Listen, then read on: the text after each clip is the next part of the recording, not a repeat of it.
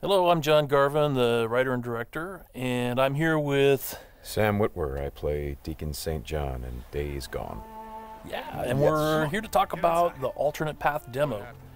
So we did 2 demos for E3 this year. One you guys saw at the media showcase, and this one we showed behind closed doors on the floor at E3. And so for the first time, we're releasing it online so that everybody can kind of take a look at it. And I thought I'd just talk a little bit about, what the differences are, and just kind of like just show you what we were trying to accomplish this year. Yeah, I mean, the most obvious difference so far is the last one was nighttime during the rain, and this is daytime during the snow. Yeah, and and it's not just cosmetic. And I think that's one of the things we really wanted to emphasize, because this time we're showing sort of a day in the life of Deacon. You see he's on the drifter bike here. We wanted to show a little more of the bike riding and how the weather can kind of impact that. So we have this drifting mechanic, right? You see him kind of slipping and sliding around a little bit. Changes the handling of the bike. That's really interesting. Now, there were wolves there last time, John, and these wolves would pursue you down this road, and then Deacon had to turn his back, shoot a wolf, and he got clotheslined right up there, didn't he? Yeah, exactly. So this time you see that he wasn't being chased by the wolves. That's a dynamic event that can that can happen or not. It just depends on when you're playing the game. Interesting. And this time Deacon saw the ambush and he was able to avoid it. So he kind of comes up and around and behind them. So does weather impacts whether these creatures show up or not in daytime and nighttime, all that stuff? Yeah, absolutely. So especially the freakers, they come out, they're mostly nocturnal, but they will come out as the weather gets colder. They become stronger in the cold. Right. And so that will, again, kind of change up the way the game plays. That's very, very, I kind of love that you decided to do this as a demo to show 2 completely different iterations on the same exact mission in the game. Yes, exactly. So we wanted to have, the job is basically the same. Deacon hears that his buddy's in trouble, rides out to save his life.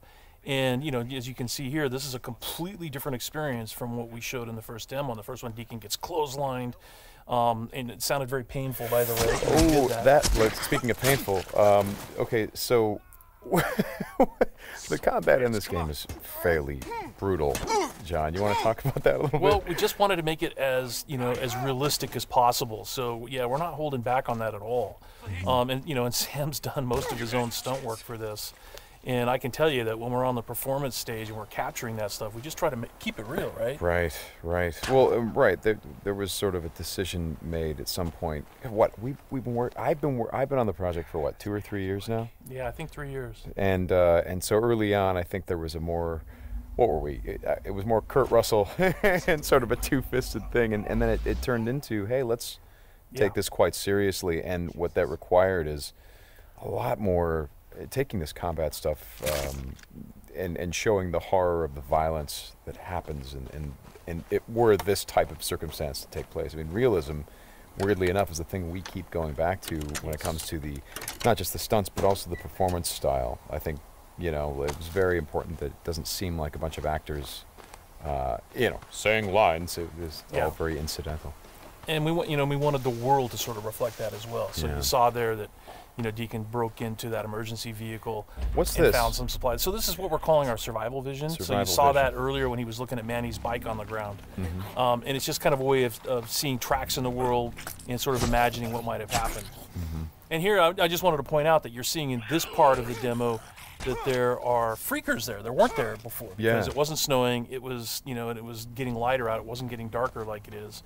And so, it changes up the way you can play through the level. And what is this? We call this the meat wall. The meat wall. Yeah, and it's not just there, to make the guys who put them up to seem evil. They're there for a purpose because, again, freakers are living creatures. They eat. That's their primary thing. They want to eat. And so you hang these dead freakers up, and any freaker, rather than coming into their camp like you see here, they would actually stop and snack. Yeah, exactly. Yeah. And then the same thing with this freaker that they've hung upside down. There's a bear trap underneath it, and they use that because a freaker will come, be attracted to the meat, and then hit that trap.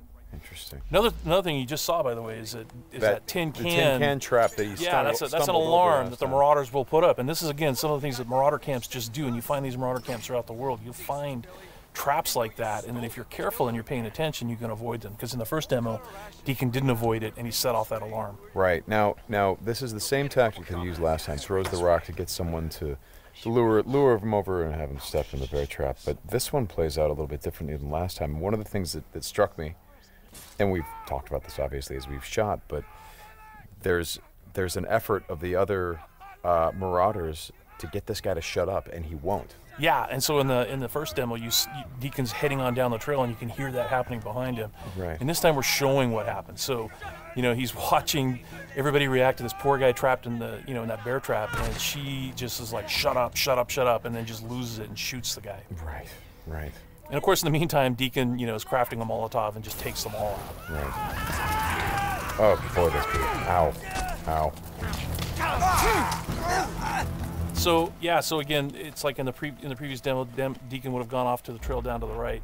This time he's going to head this way. He follows the tracks, and comes under a sniper attack. Now let me ask you something about the survival. Okay, there's a sniper attack coming, but the survival vision is, if you don't say upgrade your survival vision, can you miss clues? I mean, are there things that you would get if you upgraded your survival vision that would help you complete the mission better? Exactly, and you have to, we have a whole skill tree, and it's all tied to the experience that you can earn as you're just playing through the game, and then you can upgrade those things. What's happening here? We got a freaker tied to a tree.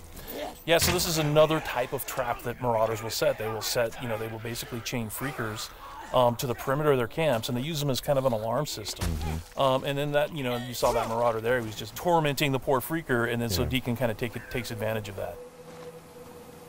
Well, and you think for a moment that Deacon is the guy, he's sort of helping the freaker by, getting the guy that taunted him. Is like, no, and then he's going to take the freaker out right afterward. Exactly. And this is a bit of silent sniping using the crossbow. Yeah, so this whole sequence at the end plays out very differently. In the first demo, you saw Deacon use a swarm. He weaponized a swarm, lured them into the camp, and then they kind of did the work for him. There's no swarm in this run-through. Right. So the player really has to go in and use what we're calling our strategic sandbox combat, and that's just, stealth mechanics and setting and using traps, whole arsenal of weapons. You see there's a variety of weapons that Deacon's going to use through this, including the crossbow. He crafts his own bolts. And he's got to figure out how to get up to Manny, just using his combat skills instead of doing it strategically. So straighten me out. Those bonfires, were those there in the previous demo? No, they weren't. Right. So that's another big difference. Is that if you come here during the day, it's like in the media showcase demo, there was like kind of a fight club thing going on. Right. They were punching each other, and everybody was just sort of getting into it. Nobody's really paying attention to what's going on. Yeah. And now it's getting dark and it's cold out. So they've built these bonfires. So. And again, it's not just a cosmetic change in the way well, it's cold, right? Yeah, it's because it's cold. They have to build some. So it changes the way the Marauders behave in the level. Well, that's very. Again, this is part of the reason why I love that you did this as a demo, because the behavior of all of these things, not just the freakers, but the Marauders, everything. There's a logic to it. You can track why they're doing the things that they're doing. And you can use it to your advantage in the gameplay. That's kind of what I like about this so much. And that's really what we wanted to showcase this year, is that it's an open world game, and everything you see around here. And again, we're only playing this two different ways. You saw that waterfall way up there off in the distance. There's a bridge that goes in front of that. If you had a sniper rifle and enough ammunition, you could have driven your bike all the way up there. There's trails that go all the way up there, and you could have used your sniper rifle to take out this entire camp, because it would have taken them a while to figure out where the shots were coming from and to get to you. So, that's a different way to play it. There's another way to play it, by the way, where you could have just stealth in through the entire camp if you had the skills to do it. And you could have just taken everybody out silently, or almost everybody, and then you could have gotten up to where Manny's being held using a different route, and just stealth killed that guy. There's no reason that you have to come in and run and gun it like Deacon is doing here. Hey, how scarce is ammunition? Because I see him switching from a bunch of weapons, and when we saw this demo, when I came in and saw it at A3, one of the things that I really enjoyed was I was sitting next to you, and the driver was playing the game, and at some point I saw you shift in your chair and you leaned forward, and I heard you say, "Oh man, uh-oh." And I'm like, whoa, what's going on? He's like, he's going to get killed. I'm like, whoa, oh. And I leaned forward. I was like, oh, I guess there's some real danger. And one of the things was that he was running out of ammunition. And he was trying to go pick up ammo from the dead he was looking for Marauders. ammo, But but he was under fire. So when we were at E3, we had a whole team with us, and everybody played it slightly differently. So it just shows you that it's not scripted at all. Yeah. And then this Rager bear. Oh yeah, boy. the infected bear. The infected bear. That's, yeah, that's not what you want to see. Well, we thought that would be a good way to end the demo, is to show that it's just one, for Deacon's life. It's just one darn thing after another. Yeah. Right? You're going to save your buddy. You get clotheslined. You get attacked by wolves, or you think you're finally done. You rescued you've gone through all this stuff, and then suddenly, Rager bear. Right.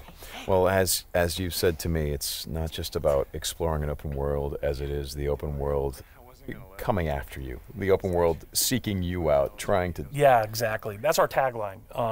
In Days Gone, you don't have to go seeking out trouble. The world comes for you. Trouble's looking for you. All right, Sam, thanks a lot. Thanks, John. It's been fun. And I hope you guys enjoy the demo, and we'll talk more about it soon.